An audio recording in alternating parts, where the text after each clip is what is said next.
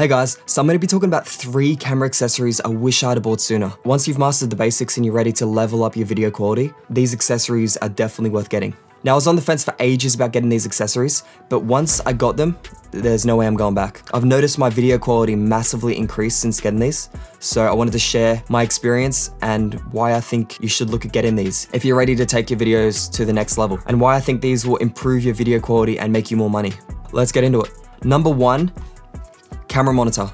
Now I've got the Shinobi 5-inch monitor here. It's one of those things that I feel like a lot of videographers are on the fence about buying. Do you really need a bigger screen? It's a lot of money. Is it really gonna make a big difference to your videos? Through my experience of over 2 years without one, and then after getting one, it definitely will. So since getting a monitor, I've been using manual focus way more, which I think is essential for any videographer to be good at, being able to switch from auto to manual. Because as a videographer, you don't want to rely solely on autofocus. You want to be able to switch when needed. Autofocus isn't the best, and sometimes it can mess up. And since getting a monitor, I've been using manual focus way more, which is meaning my video quality has improved because I'm able to get focus a lot more accurately. The bigger, sharper screen allows you to actually see exactly what's in focus. Especially if you're shooting at f2.8, the focus is a lot more narrow and you have to be a lot more precise. So yeah, I just wanted to explain why the monitor is improving my video quality. Been able to get really good manual focus, been able to judge exposure, framing, everything a lot more accurately because a bigger screen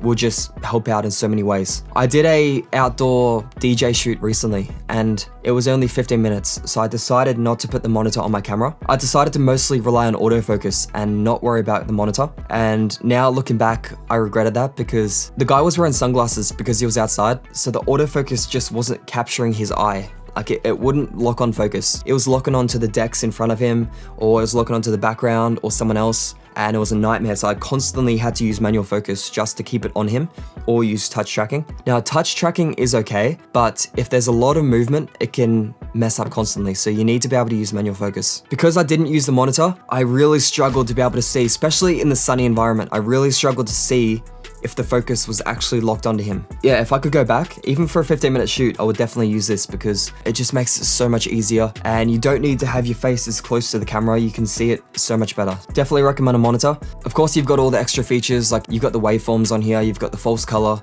you've got focus peaking, other tools that you can use to get good focus and exposure. Now, my monitor setup, I'll quickly go over. So I use the NPF 970 battery and I just put that in the back here. And that's my power source. So it's a little bit annoying how big it is, but it's not too bad. Once it's on camera, you don't really notice it too much. So what I normally do is I use a top handle and I'll put this on the camera. Just like this. Now you can get heaps of different types of monitor mounts, but I use the setup here. Now you don't need the top handle, but I love the top handle because it just makes it so much easier to get low shots. I use the top handle and then I put this monitor mount that I got. This monitor mount is just from Newer. So I'll put this in here. And then all I do is put the monitor on the top. Then it's fully adjustable. And then I use this Smallrig HDMI cord. Now getting a good quality HDMI cord that's not too big is essential. I definitely recommend this Smallrig cord. Really thin, small, perfect for this setup. Plug this in the side here. Directly in the camera. So that's the setup right here.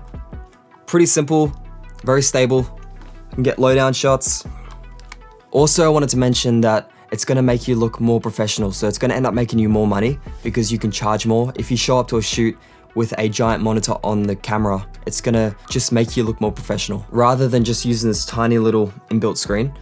If you're showing up with a big screen, it's just going to impress clients more. And that means you can charge more money. The more professional you look, the more money you can charge. That's just how it works. Also, if you're doing a YouTube setup or something, it's a game changer. You can flip this around and then you can see yourself very clearly. So instead of flipping out this tiny screen, if your camera's on a tripod far back, you can just use this to monitor yourself. Also wanted to mention quickly, I've seen people use their iPhones as monitors and it's convenient and it can work for framing, but the colors, the exposure, everything, the sharpness, it's just not there. A dedicated monitor is so much better than an iPhone. Even if you got the iPhone 15 or 16s, where you can plug in directly to your camera with the USB-C, I just noticed I can't rely on it for exposure and color accuracy. I was tending not to use it. Having a dedicated monitor actually is so much better and it's gonna actually improve your videos. So definitely recommend it. Let's get on to number 2.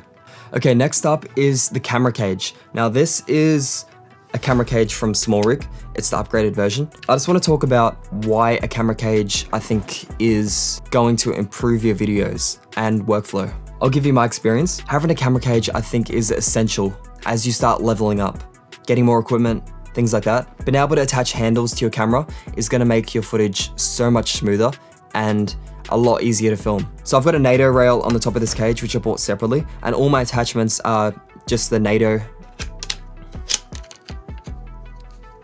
Tighten it up, done. So yeah, it's that easy and very secure. And then you want to take it off. Easy. So yeah, handles, being able to get low down shots really smoothly without having to bend over and break your back, or being able to use different side handles, attachments. The monitor, you can attach this on the top as you saw before. It's so good. You're able to put multiple microphones on this. You got multiple horseshoe mounts. You got a horseshoe mount here. You got one over here. If you've got the top handle as well, then you've got multiple on here as well. So you've got a NATO rail on the side of the cage as well built in. So you can also use this. So if you want to do a vertical shot quickly, done. And the amount of screw points that you've got so many screw points here, different types of areas where you can screw things in. Attach pretty much anything you want to the cage itself.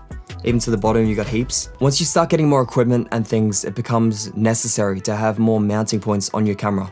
So if you haven't got an FX3, if you've got like the A7S III or another camera that hasn't got a lot of mounting points on it, having a cage is essential. Using a cage, you're able to do setups like this. So you're able to mount microphones on here, top handles, side handles. You know, you can mount so much on here, and then you still got room for another wireless microphone if you want. You can attach your monitor here as well. Now, there's so many possibilities. One thing I love too is if you shoot a lot of vertical content, being able to mount your camera vertically on a tripod, very easy, is such a time saver. You can attach a base plate directly to the side and mount it. So this has come in handy so many times, which you can't do this unless you have a camera cage. So yeah, camera cages I think are essential. As you get more professional and get more equipment, you're gonna end up needing one. So how it's gonna improve your video quality is adding side handles, top handles. It's gonna make your footage look more stable, which means, yeah, improving video quality. It's also gonna make you look more professional. So having a camera cage, it makes your camera look bigger, chunkier, and just overall more professional. So the bigger your camera is, the more professional it's gonna look. Now this camera cage lives on this camera. I never take it off. It still manages to fit in my hard case here and in my backpack just fine with the camera cage on. So it hasn't got in the way. And having these little tools that come with the cage, really handy as well. Okay, for the third accessory is a NPF battery power system for your camera. Being able to extend your battery life on your camera is essential, I think, especially as you're doing bigger shoots that go for longer. Sometimes you haven't got time to change batteries. Sometimes if you're doing interview setups, podcasts, things like that, you haven't got time to stop recording. You want to keep rolling the whole time. And there's been so many situations where on these tiny batteries, I've been filming something so important and I haven't been able to stop recording and my batteries run out of charge. So I've had to stop, interrupt everyone. You know, it's just not professional. And also you got to carry so many of these little batteries around, which isn't a huge deal, but it's mostly the inconvenience of having to stop recording, change batteries. If you're filming something like an interview or something that's going to be filmed for a long time, having a bigger battery is essential. So this is the setup right now. It's just using a NPF battery. I'm using the NPF 970, which I recommend getting the 970 because it's going to give you the best battery life for the NPF batteries. Now you can use a V-mount battery. I'm sure everyone's heard of V-mount batteries. They're just a lot bigger and cost a lot more money. So this is a cheaper option that's going to extend your battery life. I'll show you too. It's going to make your camera footage more stable if you're shooting handheld, and you're gonna look a lot more professional. I'm gonna show you my basic setup of what I got. So I'll make a dedicated video going into the specifics of this battery setup, but I'm just gonna do a brief overview on what I use. So it comes in 4 pieces. So first thing you need is this plate that goes on the bottom of your camera. You can use a base plate or you can use a camera cage. So I'm using the camera cage right now. So it slides onto the bottom of the camera just like this. Now this solution is a lot better, I think, than getting huge rails on the bottom of your camera. This one's a lot more portable, a lot easier to set up, and you saw how fast I set that up. So this is the setup right here. So you can obviously adjust this up and down. You can adjust this in and out too, so you can change how far you want it away from your camera. So once you've got that, the next piece you need is a adapter plate. So this one is from Newer. I'll link it down below. This is what you attach the NPF battery to. So all you do is attach this to the plate. You can either use the little V-mount adapter thing that's included, or you can just screw it in on here. I tend to just screw it in. I find it pretty easy. So that's on there now. There's heaps of different ways you can mount it. You can mount it long ways. You can mount it to the top here so it's a bit higher. Anyway, this is just easy. And then the next thing you need is the NPF battery. So you can just attach this directly in here. One more piece though, almost forgot. So you need a dummy battery to plug into your camera so you can power the camera. So all you do is you take out the regular battery and you put this dummy battery in, which is just like a fake battery that will transfer the power through the cord. So then all I do is I usually just kind of wrap it around here to get it out of the way. And I plug it into the 7.4 volts. If you turn this on, just like that, and you can see my camera's turned on. So now it's been powered by this. And this will last for hours and hours and hours. So you pretty much don't have to worry about the battery life on these. And you can carry two around with you if you want, and you're gonna get an entire day full of shooting.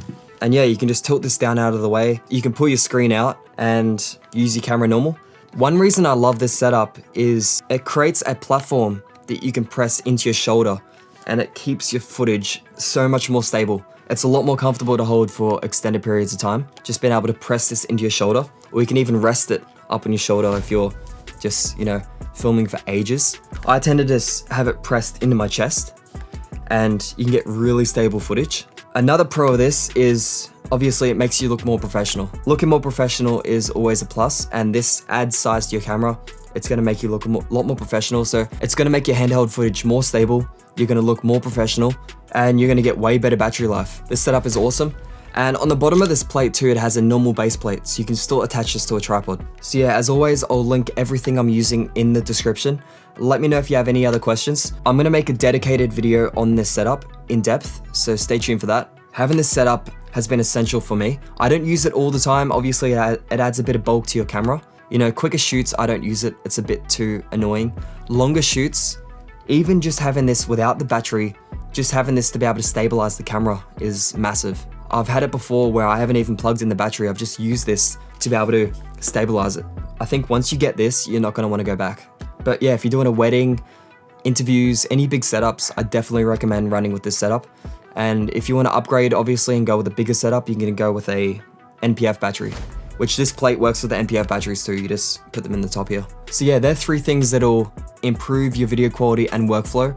And I definitely think once you buy them, you won't wanna go back. Thanks for watching. Everything will be linked down below that I've used in this video. Let me know in the comments if you have any questions. I'm gonna do a dedicated video on this battery setup. Also, let me know what kind of videos you wanna see. If you have any questions, if you want a dedicated video on anything, any kind of equipment or settings, just let me know and I'll go more in depth. But yeah, thanks for watching. I'll see you in the comments.